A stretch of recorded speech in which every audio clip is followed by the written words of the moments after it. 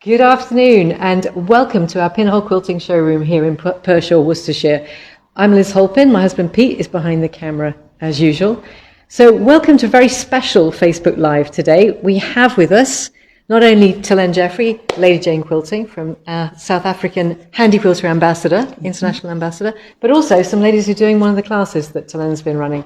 So we hope this gives you some kind of insight into the way that we do our workshops here. We'll be chatting away about some of the quilts that people have brought, and Telene will be giving us an insight into some of the skills that she can bring to bear to some of the quilts in terms of the design. And I think that's one of the things that a lot of people struggle with, and probably the reason why some of these ladies booked on this day today, is how do you quilt it? It's a question that's often asked. Absolutely. But before we get into the detail of the quilts, perhaps you just like to give a bit of insight into your background, where you're from, and what you do. Well, hi, Telene from South Africa. As Liz have said, International Ambassador for Handi Quilter. And I have been quilting full-time for 12 years now. It's been my passion, it's been my obsession, especially the free motion part of it. So that's where my speciality lies. And drawing inspiration from everywhere in the world has been a magnificent part of this journey, especially here in the UK, that it's got so many of these historical buildings rooted in history has just been phenomenal. So being the first time here in the UK, I hope it won't be the last. I would definitely like to come back, as there's just these amazing people around eager to learn. Having made a turn in the States, taught at Academy there, and of course all the way through South Africa, wherever we find a spot to teach, that's where we are. Yes. And yes, everything and all things free motion quilting related on any and all machine we do. Of course, on our Handi Quilters, that's magnificent for the stuff that we do, yes. Absolutely. And you've got an Amara yourself. I do. I work on an Amara. I'm a groupie. I just love the Amara with the flexibility and the precision that we can work with on that. Yes, and it was because of your teaching over at Handi Quilter Academy that we really saw what Telene could do. And Abigail, who was assisting earlier this week, Abigail Sharon de Graaf, was there at the Academy, and she came back raving about how your teaching was. And I think some of the people who've been here this week, I'm sure all of the people who've been here this week, have got the benefit of the kind of teaching you did there. And it's great to have this level of teaching and the standard that you bring. So we really appreciate you coming over. Thank you. It's been fantastic. I really do hope that everybody learned something. Go home with something in their pocket, add it on to their skill sets. Yeah. Okay, well, shall we do a deep dive? Yeah. How do I quilt it? That's always that very important thing, and a question that's asked universally from every and all quilter I get to meet, and it's how do I quilt it? So these sessions have been extremely informative and very popular, again, across the world, where we add quilt tops to the table and we use our preview paper and figure out options of how to quilt it. So the first one we have going is Liz's Convergence Quilt. So Liz, where is this quilt going? It's going to hang on a wall. Okay. And it will have basically pride of place on one of the plain walls, probably in a snug now. Okay, so for yourself, in your house, wall hanging. So don't have many quilts, bizarrely, don't have many quilts hanging. That's because I don't often get to quilt, so it's normally for giving away to other people. So, Exactly. Okay, so those things all have bearing on what it is that you're going to quilt. How many hours are you going to put in? What type of batting are you going to use? And then things not to forget is your skill level, where you're at. What do you feel most comfortable with? Very basic, obviously. Oh, not from what I've seen. But it would determine, are you going to use black thread on this? Are you that comfortable with your stitching or where it's going to go that you're going to make a feature of that? Or are you going to use a blending color thread? Are you opting for a neutral, which would a lot of the times be a medium gray, for instance? Or this quilt has got lots of rich warm colors in, so an orangey color, yellow color, gold color would look phenomenal on it. Or are you going to go and make a statement? Yeah, I mean, in terms of the colour thread, I thought, like a yellow, gold or an orange would look I kind of agree with you on that. Or the other safe space would be blue. When in doubt, anything you see in nature, green, blue and brown, works with any and all colours. So that could always be an option to look at. So let's see, what are we going to do? I would, for instance, stitch around your big block. And maybe it's not a question of doing all of the ditch work in here, though you can. But what if you were to just do random line work? And I won't even do them as straight lines. I would do them as freehand lines that just run through. Some of them maybe closer than the other. Oh, varying length. Varying various lines. Maybe go all the way through. Yeah. Okay. And some maybe in blue, some maybe in a gold, some maybe in a red. Yeah. Just like this organic feel to it. And I think I'd suggest that in all of every second row. So starting out as the wide patch, which will end up being the narrow patch there, which could have an interesting effect. And if you then go and do the opposite in the opposite direction, again in every second row, so it'll be there, and you will end up going into the narrow ones, but not crisscrossing into the wide ones. So that's going to give you also, add to the weaving, add to the converging, because of the texture changes that will happen all the way through. Right. So that's one thought. You have to be quick if you want a photo. I'm going to wipe. Maybe video, it's okay. You can fall back on the video then as well. Okay, you can have a more traditional approach to it, which would be to ditch. And we've learned grid work a lot this past week, so it could be using a ruler and create your continuous line can happen because you already have a grid. You've got a pieced grid, and it just is an irregular grid. So you'll continue whichever sequence you want to follow. So that could be nice. You don't have to do the ditch work in that instance. So if you didn't like the ditch work, or you find ditch work tedious, doing something like a grid design in this space will eliminate the need for the ditch work. I would then just do ditch work around the outer edge so that it sets it apart from what you could potentially do in the corners. I beg your pardon. So let's look at a corner. And that, man, there is so much. It's a feather! You know, you make it sound like I'm addicted to feathers. You know, Jenny, really? But of course, we learn feathers. We love feathers because of the texture it gives. And that can happen from some of our fabulous rulers you can use to give yourself a starting point, to give yourself an arc. Remember, we work with boundaries so that we know where our feather should stop and start. And because this is a big space, just be careful that you don't try and make your feathers too big, because then you end up with really large, difficult to quilt shapes, because the bigger they are, the more difficult it is to keep that line consistently smooth and even. So just look at your scale and pare it down a bit. I think if you went for all of that grid work and the linear form, exactly, to add this curvaceous, so you're playing off curvature against straight lines, always a winner. So just depending on how much detail and frill you want to add, you can start adding detail in there. You could do and really play with your feather, making it up in different thread colors, picking up from what you have going in the center. Or if you just want the texture, stay with blue on blue. So maybe that will form a organic frame around your convergence. And this is then an ideal space for you to practice some of your grid designs that we've done. Being it simple ones, being it complicated ones, but there's lots of lovely space for that.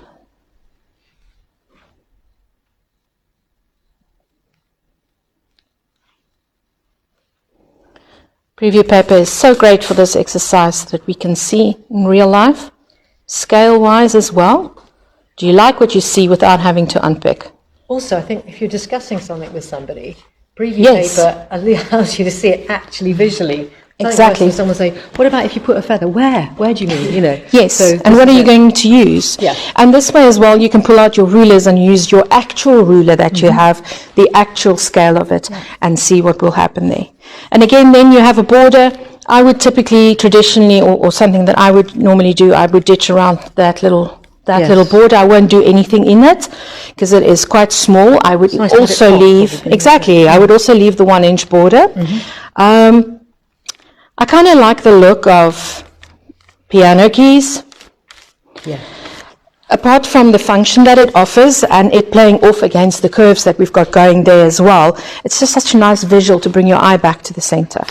So that is why it's an effective, and again, remember, you don't have to do them all evenly spaced. You can make little combos of 3 or 4. You can go around and do that line in blue and that line in blue all the way through, and then you come back and you add a yellow one or a pink one in the middle. Remember, you can play with your thread colors. I like the idea of that having the varying. Exactly. Pick up your palette there. Exactly. Pick up the palette, and also the fact it does vary because it's the Convergence Quilt, which is absolutely. Did we mention Ricky Timms? We didn't mention, did we? I don't know if we did. I can't remember. But it's Ricky's Convergence Quilt. Yeah. Ever so popular, really effective, and not that complicated to sew, right? It just has surprising results because you kind of don't plan it. You just go with it. You just go with it. You just follow the instructions if you've never done it. You literally just sort of do that and it comes out like that. Of course, you can also then place a secondary design on top of this, kind of ignore your patchwork and let the colors speak by dividing it into 4s, and maybe you have a really nice, that being your quarter, maybe there's a really nice stencil that you like that you can place and pounce over that. I'm just doing this for idea's sake. That you then repeat and carry on through. And again, if you use a medium color thread that's not too loud or too dark, you'll pick up texture, but the color of the patchwork will still talk to you. Yeah. And in terms of wadding?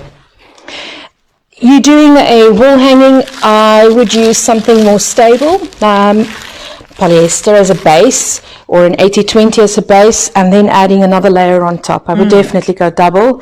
I would, because you're doing a custom quilting, so that that quilting can pop and show. Sure. Especially if you're going to put 20 hours, 30 hours of quilting in this, depending on your time frame. Yes, and because it needs to be nice and square. Exactly, and you want the focus to be on that, as it is a feature piece. Yeah, that's what I would suggest. Okay. The other question would be, are you going to bind or face it? Yeah, you see, I think it'd be better to face it now, even though I think I did keep enough for the binding in this. I think it'll be too distracting. I kind of agree. I think the focus there's such a nice frame in the strong color that you've used. If you do then add another strong one, for me, person taste, it will detract from what's already absolutely in spot on. Yeah. So I would face. I think face, yeah. Yes. And then that means I can put in a frame actually, and then that makes it easier to hang too. Exactly. So, yeah. So, right. Cool. Thank you. Good. Some ideas for you? Yeah, brilliant. Let's look at the next one. So here we have a very traditional Irish chain, triple chain, single chain. You know the terminology. I can't remember all of the names. Greta, who is this quilt for? It's for me. It'll probably be a wall hanging or a throw. Okay, so there's no specifics yet, but it is for you. And how much time do you want to spend on it? Do you? Okay, you want to, right, so you can do a good decent amount of custom quilting on it. It doesn't have to just be an edge to edge to get the process over with. These guys are always interesting in that how much work are you going to do in the chain? And it would also depend very much on how precise the piecing is. Now, Greta's piecing is spot on. The joints are all neat and tidy, which then lends it the traditional or semi-traditional way would be to just go diagonally across points. And then you'd be able to go this way as well, which ties down all of your pieces easily.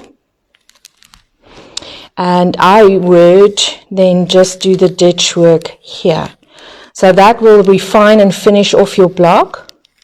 But your chain and your ladder will also have that finish without having to go and ditch each and every square. The ditch is actually in the stitches, in the actual. That's it. So if you look at a side view of, if you cut through a quilt, what you'll have, if that's backing and it's your way up, and you have batting, and this being the top fabric of one piece, and then the next door patch lies like that, and this is where you've pieced. Your ditch line sits right next door on the low side. So the moment you step onto, you're not in the ditch, you're on the ridge, and that becomes a top stitch, which is not what we ideally want. So if you can't seem to get it right into, then rather aim for like a hair width on the side of the low end. Now, if you're focused, when you're doing a quilt that we say, press to the dark side, you'll be perfectly fine on this quilt, if that's what happens, and it looked like you did. So all of your ditch work will sit on the light piece of fabric, which is perfect because that determines your fabric, your thread color, to be a creamy color that matches. So this is a good way to do it. Of course, it being a grid and you doing grid glass, any of the grid designs will fit.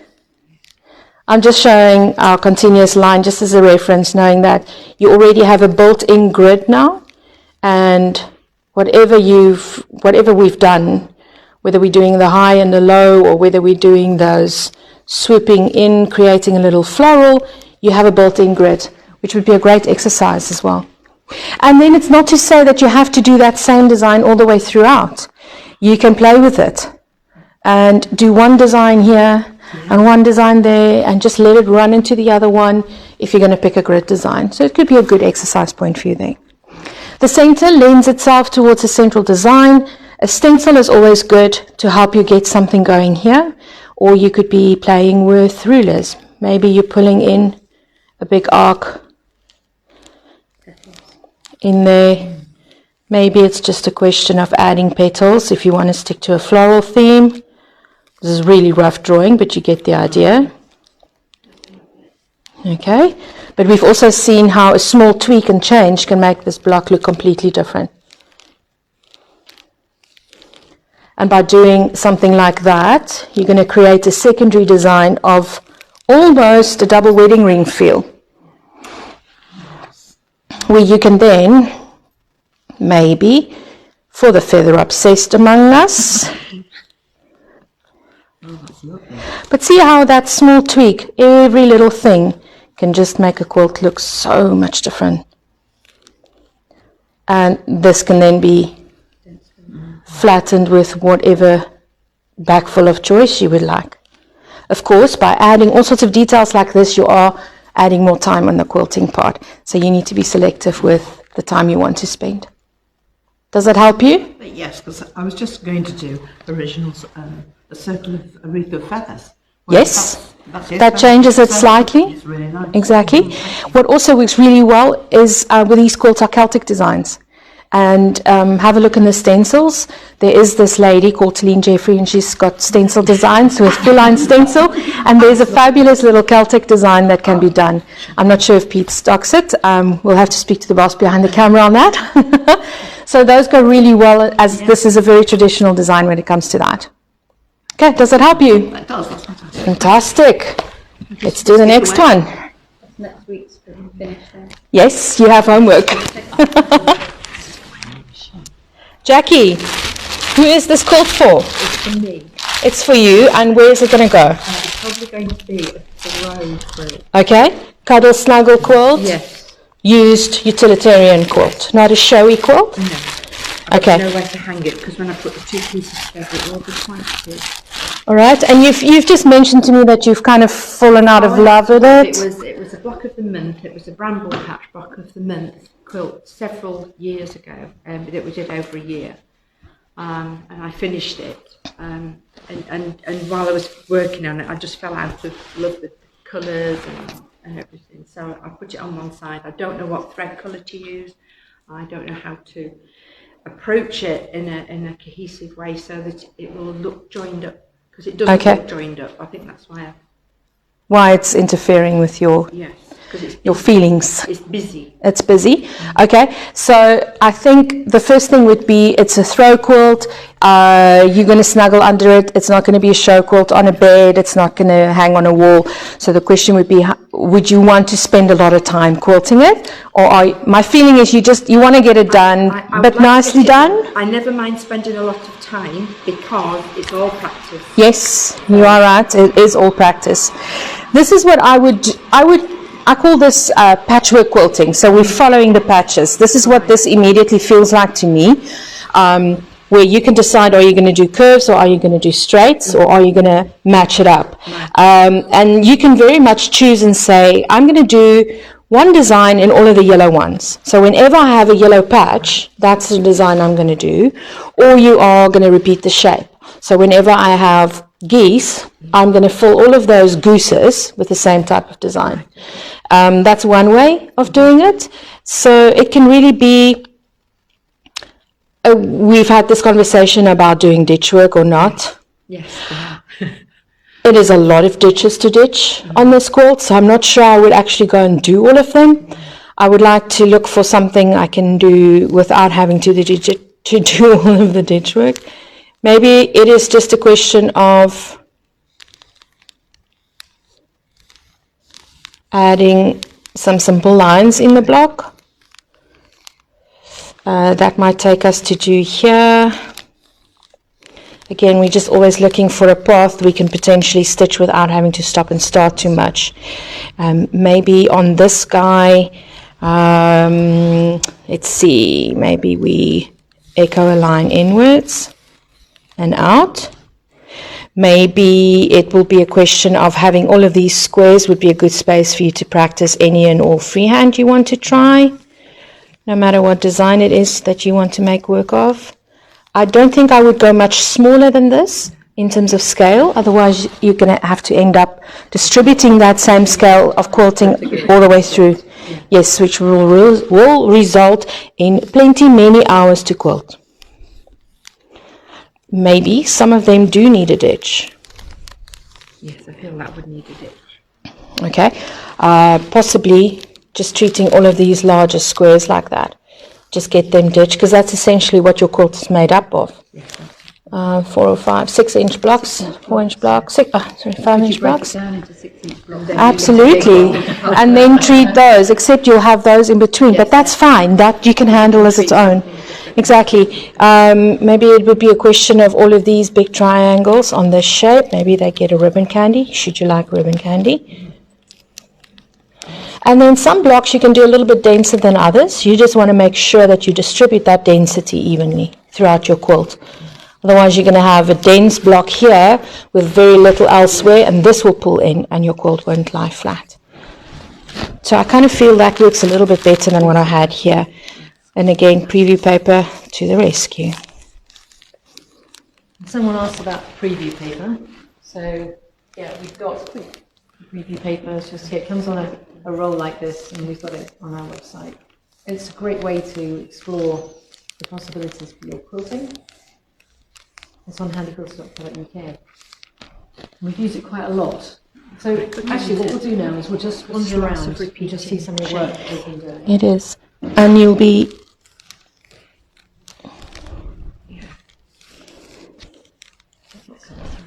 Yes, but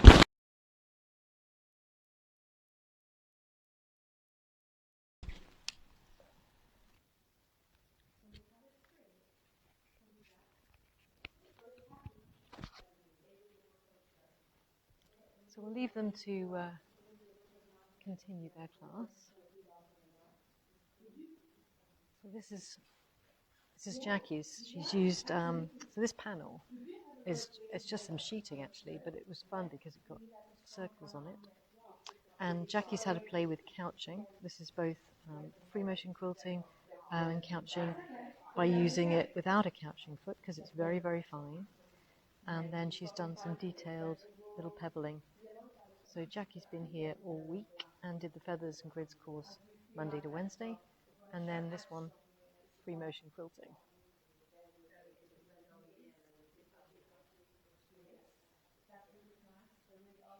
Okay, and then over here,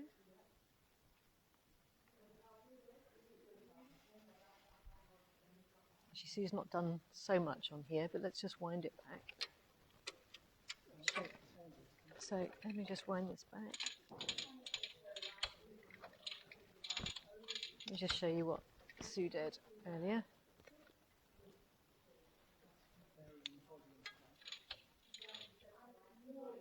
Oh, varying volume. Okay, Let me just increase the volume. Okay, can you hear me okay now? Can you hear me a bit better? Yes, a bit better. It's because it's losing power. It's annoying. Okay, so this is some of the applique, reverse applique, and this was some applique using different techniques. So we've got some edge work going on here. Still quiet. Okay, I'll go and get the other one.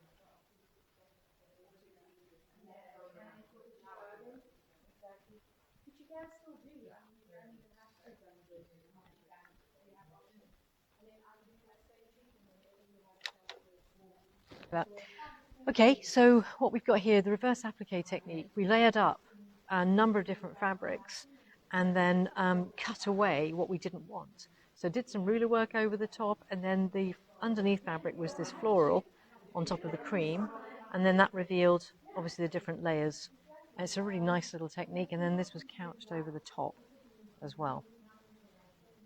There's some really nice free motion work in these grids. So this is a nice bit of grid work that Sue did earlier this week.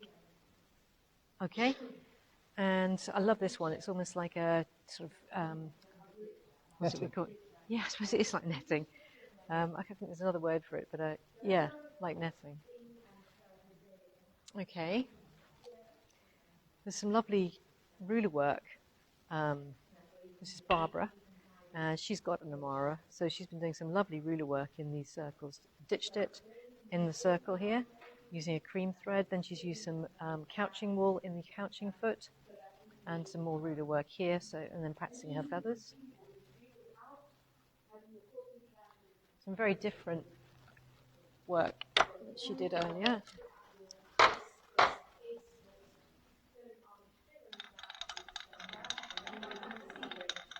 So you can see the applique that she did. So again, we've got some nice applique done all on the long arm. So literally it's quilted as it's appliqued.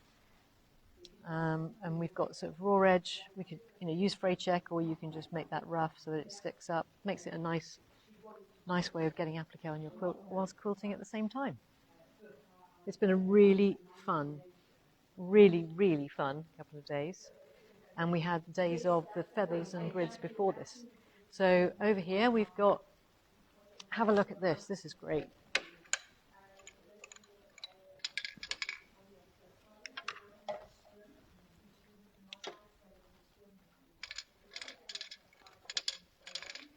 Okay, so this is Jenny from, was it Forest of Dean?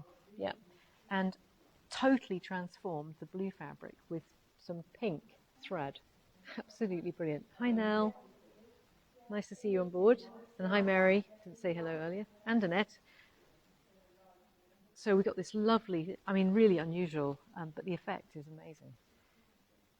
And then she was practicing her ruler work on with the pink thread. This is on a Moxie.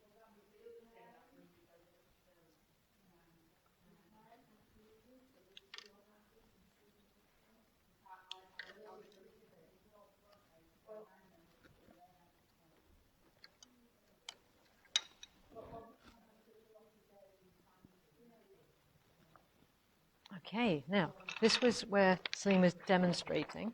Just take that needle up.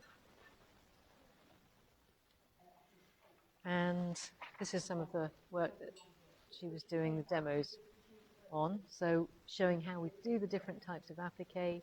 You can get this kind of funky look if you want. And then the reverse applique techniques and some beautiful feathers here.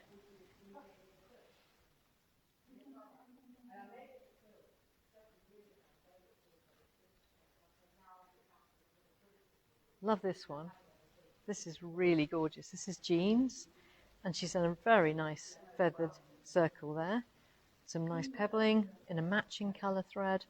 And then over here we've got this really nice couched wool using the couching foot, and also laid down some finer metallic without the couching foot, just freehand couching. Stitching over the thread to hold it in place. 2 threads through 1 needle, as you can see.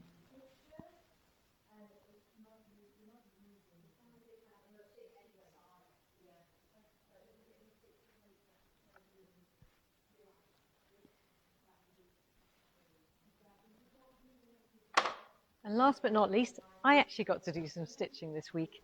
Not on Monday to Wednesday because we were very busy and all the machines were taken up, but this machine was free. So I've been practicing my work with chenille, doing some grid work, doing some free motion work, some couching using freehand couching, some more circles with the ruler, some pebbling with 2 threads. And then this was some of the things we did on the applique.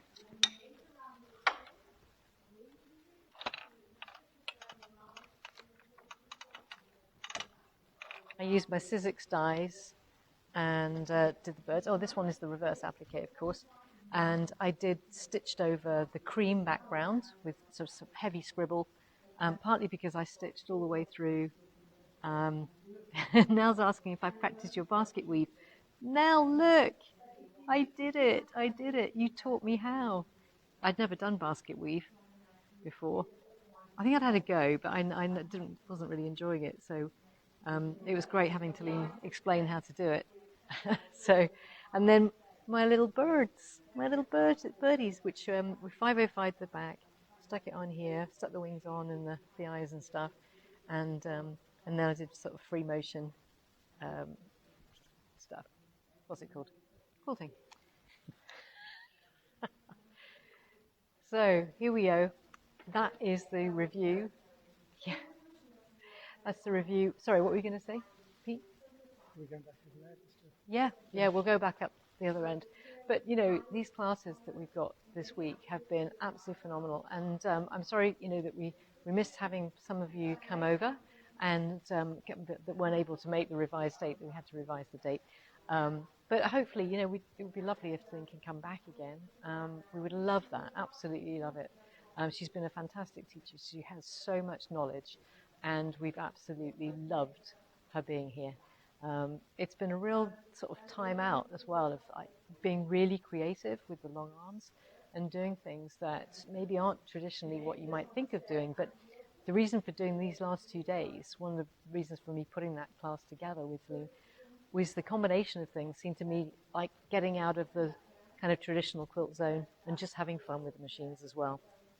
But we're going to go back to the quilting class now and say goodbye to everybody as we head off for our final hour that we've got here at our showroom. And I look forward to seeing anybody who's on the foundation workshops, which will be next week. We've got 2 full days of workshops here on the foundation workshop, and then a day of rulers, feathers and fills. So Exactly. there we go. You know, I know she'll travel the quilt. Brilliant. Right. Wow. Look at this. The feather. Now, I mean, here you have an absolute blank page. Absolutely. I'm just going to interrupt a moment. We're just going to sign off from the Facebook Live. So just want to say thank you to everybody who's brought their quilts in and been part of our Facebook Live, and particularly to you, Telene, because it's been absolutely fantastic. I feel how much knowledge that you've passed on. And it's all these little bits that you learn in passing, and the sort of the benefit of the in-person machine quilting workshops are really clear. When we've got one machine per person as well, it means that people progress very quickly. Yes. So thank you so much for You're coming. welcome. Thank you for having me. It's been fantastic. Yeah, here. absolutely brilliant. Yeah. Yay. Brilliant. Okay. Right. So see everybody next week.